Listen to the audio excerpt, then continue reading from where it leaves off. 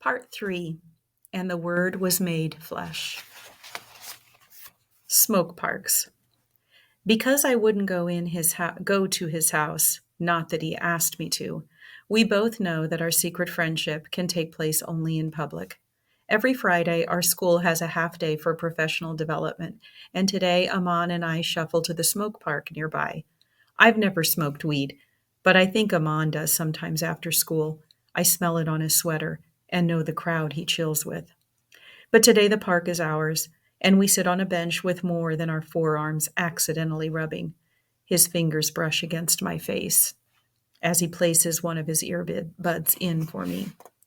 I can smell his cologne, and I want to lean in, but I'm afraid he'll notice I'm sniffing him. For a moment, the only thing I can hear is my own heart loudly pumping in my ears. I close my eyes and let myself find in music what I've always searched for: away, away.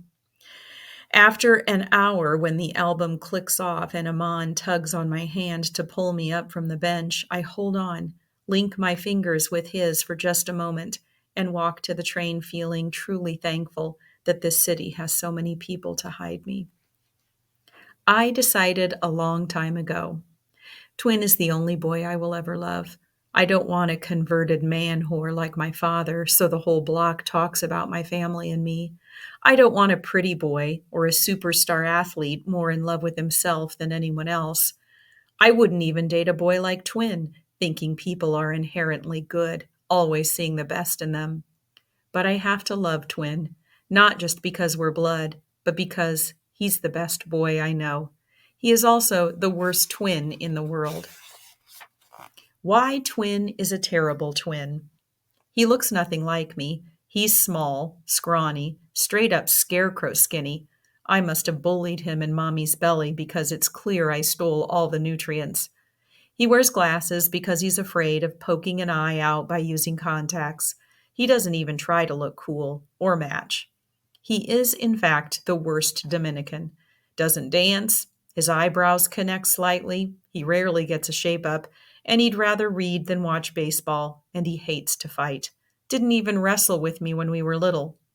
I've gotten into too many shove matches trying to make sure Twin walked away with his anime collection. My brother ain't no stereotype, that's for sure. Why Twin is a terrible twin for real. Twin is a genius. Full sentences at 8 months old, straight A's since pre-K, science experiments and scholarships to space camp since fifth. This also means we haven't been in the same grade since we were really little, and then he got into a specialized high school, so his book smarts meant I couldn't even copy his homework. He is an award-winning bound book, where I am loose and blank pages, and since he came first, it's his fault, and I'm sticking to that. Why Twin is a terrible twin, last and most important reason. He has no twin intuition. He doesn't get sympathy pains. He doesn't ever randomly know that I had a bad day or that I need help. In fact, he rarely lifts his eyes from the page of a Japanese comic or the computer screen long enough to know that I'm there at all. But why Twin is still the only boy I'll ever love. Because although speaking to him is like talking to a scatterbrained saint, every now and then he'll say, in a barely a mumble, something that shocks the shit out of me. Today he looks up from his textbook and blinks. Xiomara, you look different, like something inside of you has shifted. I stop breathing for a moment. Is my body marked by my afternoon with Aman? Will Mommy see him on me? I look at Twin, the puzzled smile on his face. I want to tell him he looks different too. Maybe the whole world looks different just because I brushed thighs with a boy. But before I get the words out, Twin opens his big ass mouth. Or maybe it's just your menstrual cycle. It always makes you look a little bloated. I toss a pillow at his head and laugh. Only you, Twin. Only you. Sunday, September 23rd. Communion. Aman and I exchanged numbers to talk about lab work, but when I leave Mass, I'm surprised to see he's messaged me. A. So what did you think of the Kendrick? And because Mommy is angry whispering at me for sitting out the sacrament again, I'll do another bit of mass all week if I have to. I cage my squeal behind my teeth and type a quick response. X. It was cool. We should listen to something else next time. And his response is almost immediate. A. Word. About A. Every time I think about Aman, poems build inside me, like I've been gifted a box of metaphor Legos that I stack and stack and stack. I keep waiting for someone to knock them over, but no one at home cares about my scribbling. Twin, oblivious, although happier than he usually looks. Mommy, thinking I'm doing my homework. Poppy, ignoring me as usual, aka being Poppy.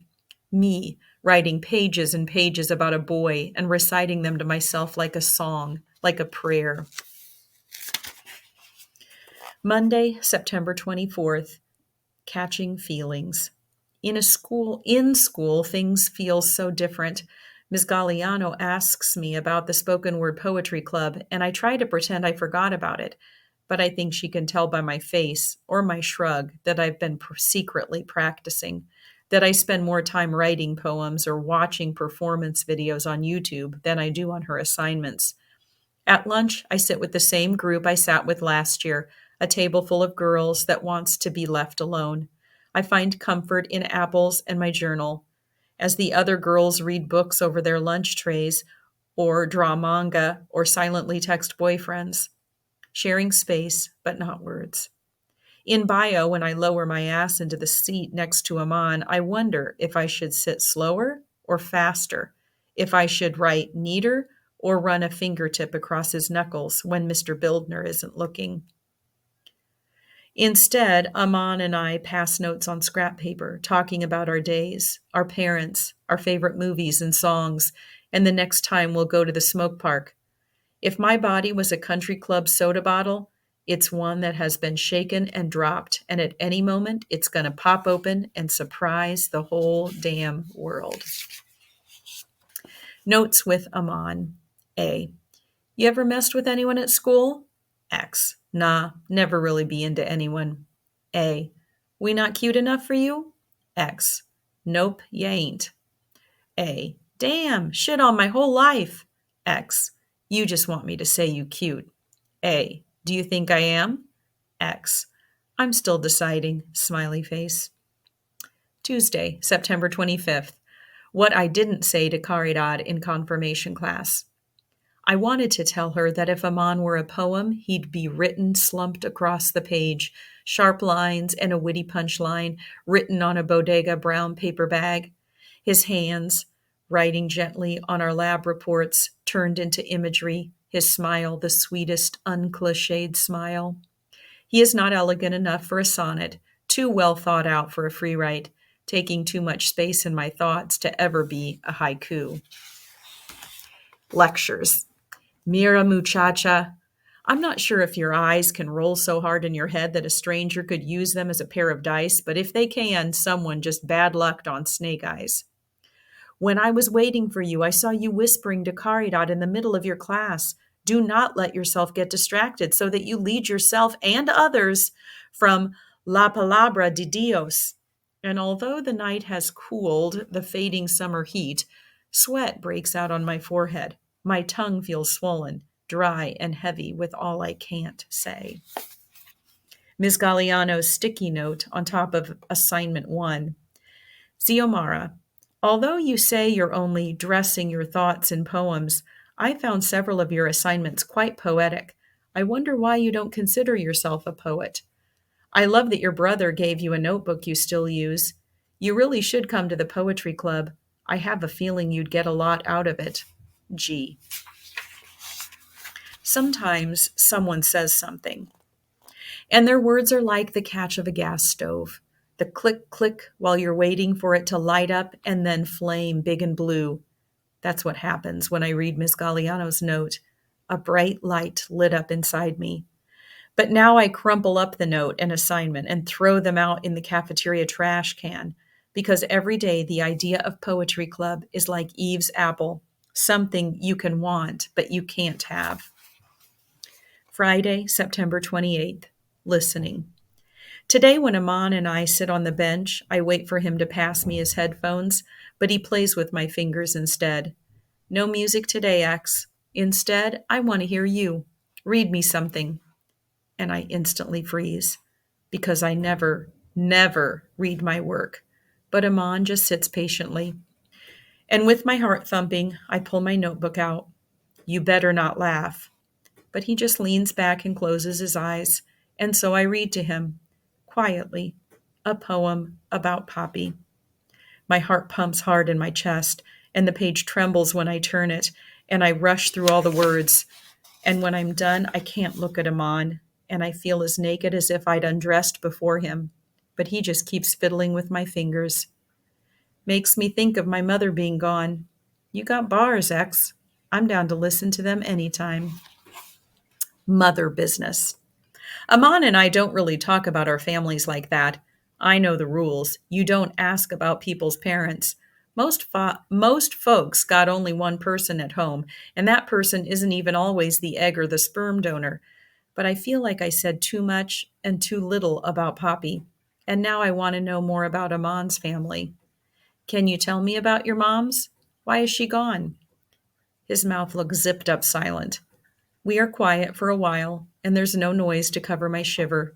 Even lost in his thoughts, Aman notices, tucks my hand clasped with his inside his jacket pocket.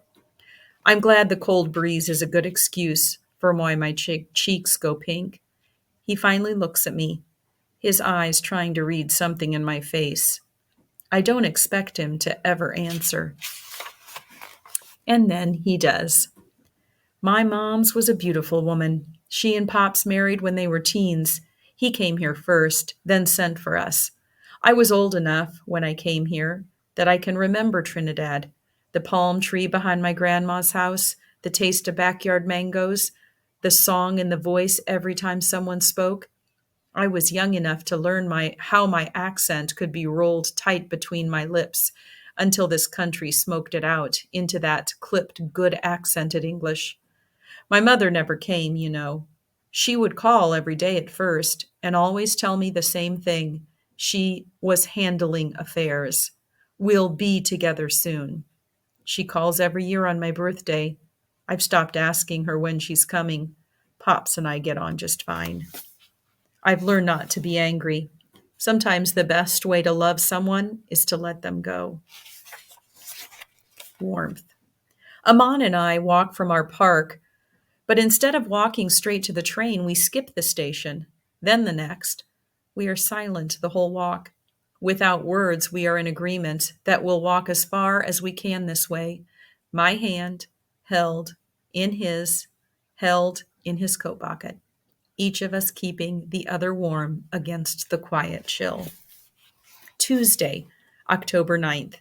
The next couple of weeks pass by like an express train, and before I know it, October has cooled the air, and we're all pressed into hoodies and jackets. I try to avoid Ms. Galliano, who always reminds me I'm more than welcome to join Poetry Club. Aman and I don't share a lunch period, but we walk together to the train after school, listening to music or just enjoying the quiet. I think we both want to do more, but I'm still too shy, and he's still too Aman, which means he never presses too hard, and I have to wonder if he's being respectful or isn't feeling me like that. But he wouldn't be hanging out with me so much if he wasn't feeling me, right? And although I still want to stay seated during communion, I get up every time, put the wafer in my mouth, then slip it beneath the pew, my hands shaking less and less every time I do. The hardest thing has been Tuesdays. I sit in confirmation class knowing I should be in poetry club instead, or writing, or doing anything other than trying to unhear everything Father Sean says. And I do a good job of pretending, at least until the day I open my usually silent mouth and decide to ask Father Sean about Eve. Eve, Father Sean explains, could have made a better choice. Her story is a parable to teach us how to deal with temptation, resist the apple. And for some reason, either because of what I'm learning in school and in real life, I think it all just seems like bullshit. So I say so, out loud, to Father Sean. Next to me, Caridad goes completely still. I think the story of Genesis is mad stupid. God made the earth in 7 days, including humans, right? But in biology, we learned dinosaurs existed on Earth for millions of years before other species. Unless the 7 days is a metaphor? But what about humans evolving from apes? Unless Adam's creation was a metaphor too. And about this apple, how come God didn't explain why they couldn't eat it? He gave Eve curiosity, but didn't expect her to use it? Unless the apple is a metaphor? Is the whole Bible a poem? What's not a metaphor? Did any of it actually happen? I catch my breath. Look around the room.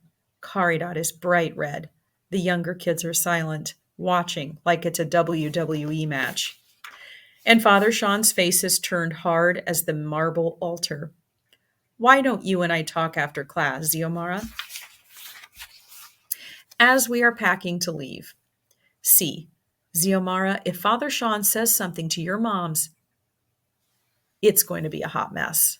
X. So what? Aren't we supposed to be curious about the things that we're told?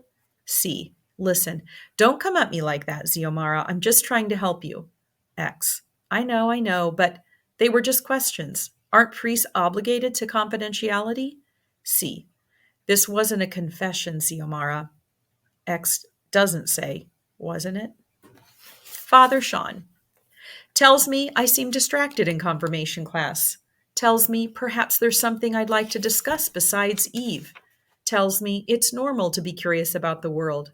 Tells me Catholicism invites curiosity. Tells me I should find solace in a forgiving religion. Tells me the church is here for me if I need it. Tells me maybe I should have a conversation with my mother. Tells me open and honest dialogue is good for growth. Tells me a lot of things, but none of them an answer to anything I asked. Answers. After Father Sean's lecture, he seems to expect answers from me. I stare at the picture behind his desk. It's him in a boxing ring holding a pair of gold gloves. You still fight, Father Sean? He cocks his head at me and his lips quirk up a bit. Every now and then I get into a ring to stay in shape. I definitely don't fight as much as I used to. Not every fight can be fought with gloves, Xiomara. I stand. I tell Father Sean I won't ask about Eve again. I leave church before he asks me something I can't answer. Rough draft assignment 2, last paragraph of my biography. And that's how Xiomara, bare-knuckled, fought the world into calling her correctly by her name, into not expecting her to be a saint, into respecting her as a whole grown-ass woman. She knew since she was little that she would not sing her triumphs, but she took all of the stereotypes and put them in a chokehold until they breathed out the truth. Xiomara may be remembered as a lot of things: a student, a miracle, a protective sister, a misunderstood daughter, but most importantly, she should be remembered as always working to become the warrior she wanted to be. Final draft of assignment 2, what I actually turn in. Xiomara Batista, Monday, October 15th, Ms. Galliano. Last paragraph of my biography, final draft. Xiomara's accomplishments amounted to several key achievements. She was a writer who went on to create a nonprofit organization for first-generation teenage girls. Her center helped young women explain to their parents why they should be allowed to date and go away for college and move out when they turned 18. Also, how to discover what they wanted to do in life. It was an organization that helped thousands of young women, and although they never built a statue outside the center, she would have hated that, they did hang a super blown-up selfie of her in the main office. Since her parents were distraught that the neighborhood had changed, that there were no more Latino families, and the bodegas and sastrerías were all closed down, Xiomara used her earnings to buy them a house in the Dominican Republic.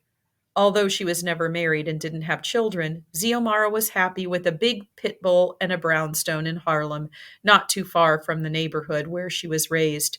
Her twin brother lived down the street. Hands. In bio, Amon's hand has started finding mine inside the desk. I hope I don't sweat as his finger fiddles across my palm. I wonder if he's nervous, like me, if he's frontin', like me, pretending I've played with someone's hand and done even more. And even though I've dreamt about him before, there's something different about touching a guy in real life, in the flesh, inside a classroom, more than once. His hand lighting a match inside my body. Fingers. In bed at night, my fingers search, a heat I have no name for, sliding into a center, finding a hidden core, or stem, or maybe the root. I'm learning how to caress and breathe at the same time, how to be silent and feel something grow inside me. And when it all builds up, I sink into my mattress. I feel such a release, such a relief. I feel such a shame settle like a blanket covering me head to toe. To make myself feel this way is a dirty thing, right? Then why does it feel so good? Tuesday, October 16th. Talking church. So you go to church a lot, right? Amon asks as we walk to the train. And any words I have suicide jump off my tongue, because this is it. Either he's going to think I'm a freak of the church who's too holy to do anything, or he's going to think I'm a church freak trying to get it on with the first boy who tries. X? And I try to focus on that, how much I love this new nickname, how it's such a small letter but still fits all of me. Ziomara? I finally turn to look at him. Yeah, my mom's is big into church, and I go with her and to confirmation classes. So your mom's is big into the church, but you, what are you big into? And I let loose the breath that I was holding, and before I know I'm going to say them, the words have already escaped my mouth. You already know I'm into poetry. And he nods, looks at me, and seems to decide something. So what's your stage name, Ziomara? And I'm so glad he's changed the subject that I answer before I think. I'm just a writer, but maybe I'd be the poet X. He smiles. I think that fits you perfectly. Swoon. In science, we learned that thermal conductivity is how heat flows through some materials better than others. But who knew words, when said by the right person, by a boy who raises your temperature, move heat like nothing else, shoot a shock of warmth from your curls to your toes. Telephone. Twin doesn't ask who I'm texting so late into the night that the glow of my phone is the only light in the whole apartment, and I don't offer to tell him or to hide my texting beneath my blanket. I've never been super friendly, and Caridad is the only person we really talk to, unless I'm working on a class project or something. But now I have Amon, sweet and patient Amon, who sends me Drake lyrics that he says remind him of me, and asks me to whisper him poems in return, who never grows tired of my writing and always asks for one more. Twin doesn't ask who I'm texting, though I know he's wondering because I'm wondering who he's been texting to. The reason why he's smiling more now and giggles in the dark, the glow of his phone letting me know we both have secrets to keep. Over breakfast. Twin is singing underneath his breath as he pours milk into his cereal. I watch him as I sip on a cup of coffee. He slices up an apple and gives me half. He knows they're my favorite, and I'm surprised he's being so thoughtful. Twin, you've been smiling more lately. This person got a name? And my words make the smile slip and slide right off his face. He shakes his head at me, pushes his cereal away. He plays with the tablecloth. Is that why you been smiling so much? And to cover my blush, I gulp down the last of my coffee. I'm just happy. You know what we should plan? Our scary movie date for Halloween. You and me. And we both say at the same time, and Caridad. Angry cat, happy X. C. Girl, this angry cat meme reminded me of you. X. SMH, you're dumb. I was just about to text you. Scary movie Halloween date? C. Duh. How you doing? How's that boy you feelin'? X. I'm good. ... He's fine. C. Why ... X. I know you don't approve. C. Zio, I just don't want you getting in trouble, but I like seeing you happy. Like this happy cat meme.